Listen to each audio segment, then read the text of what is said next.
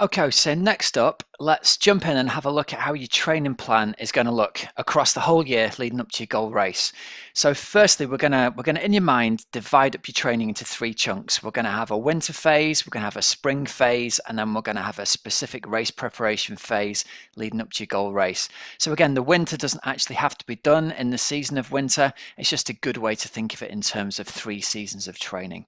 So first up, the big focus of our winter training block is mainly on increasing your bike power with the use of short, high intensity training sessions.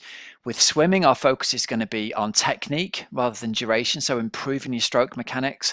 And with running, the priority is going to be conditioning your body for doing more running without getting injured.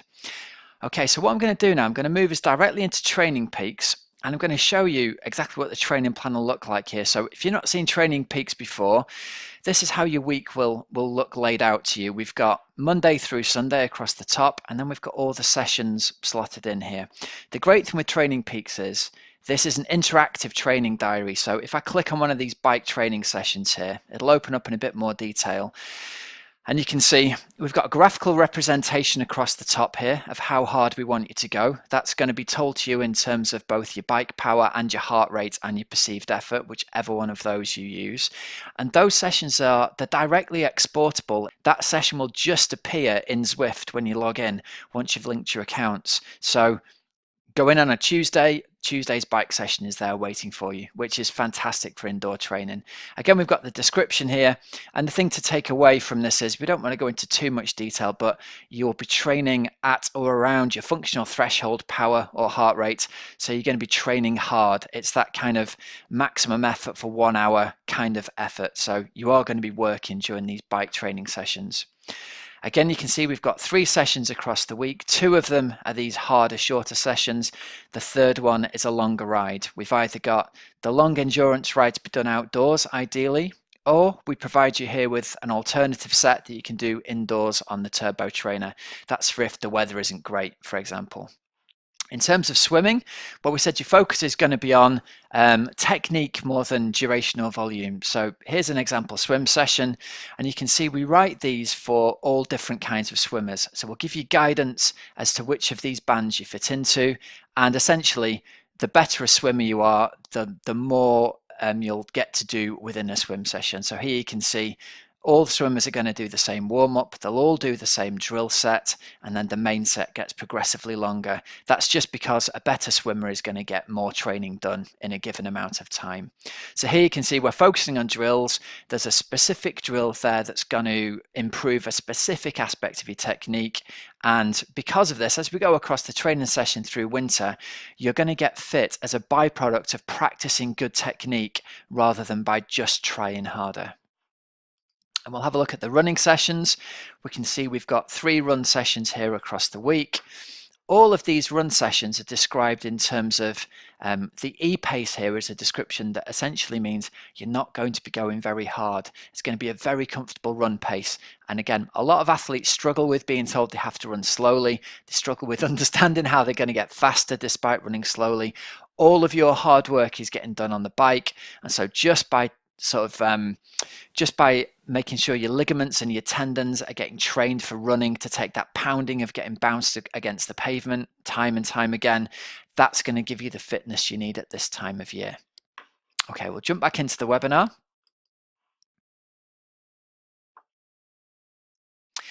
As we shift into the spring block of training, again, we're looking at between 1 or 2 blocks of 4 to 8 weeks, depending on how long you personally have got to your goal race before we move into your specific race preparation phase. The focus on swimming is going to shift more towards endurance now that we've helped improve your stroke over the winter. Biking wise, we're going to start increasing the length of your longer rides now that your top end power has increased. So we've made your engine bigger. Now you're going to be riding faster for any given effort level. And running again, we're going to start increasing the length of those long runs. But again, there's not going to be a lot more fast running. You're going to be benefiting much more from the aerobic bike fitness you've built during the winter. So here's an example of our early spring phase of training. Again, you can see the bike sessions here. We've dropped down in intensity from what we were working at. So whereas before it was 100% of FTP, we'll drop that back down to 90. And over here we've got some big gear work, which means you'll be pushing against a big gear at a low cadence. That's really good for improving your specific leg strength on the bike. In terms of the swims, you can see the duration of these has started to increase. So all we're going to be doing is slightly more endurance swimming, but some of these sets will still have a focus on improving your technique as well. And again, the runs start to increase in duration as well. And as we move into the specific race preparation phase, this will be the final 8 to 12 weeks before your race, depending on what your actual race is. Here we'll start to make the workouts much more relevant to the actual race day intensity. So the intensities and durations will match those of your goal race. So the intensity drops down, the duration starts to lengthen. We're going to include a B race between 4 to 6 weeks before your A race. So if you're racing Ironman, we'll have your race at 70.3 and the run up to it. If you're racing 70.3, we'll have your race an Olympic distance race. And also included in this block are going to be 1 or 2 race simulation weekends. So let's have a look at what these look like in Training Peaks.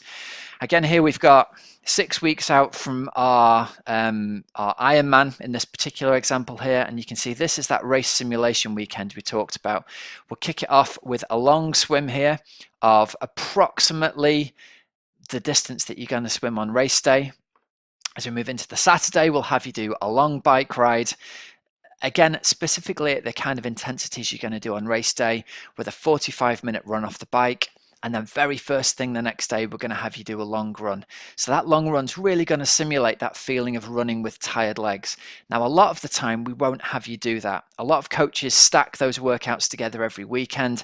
I'm not a big fan. Here you can see in the week before, usually we'll split your long run up onto the Thursday and your long run onto your long bike ride onto the Saturday or the Sunday. So we've always got you running on fresh legs. That means you build your fitness there when you're freshest. There's less chance of you getting injured. And then if you're riding your bike at the weekend with slightly more tired legs, that's great. Riding tired is really good practice.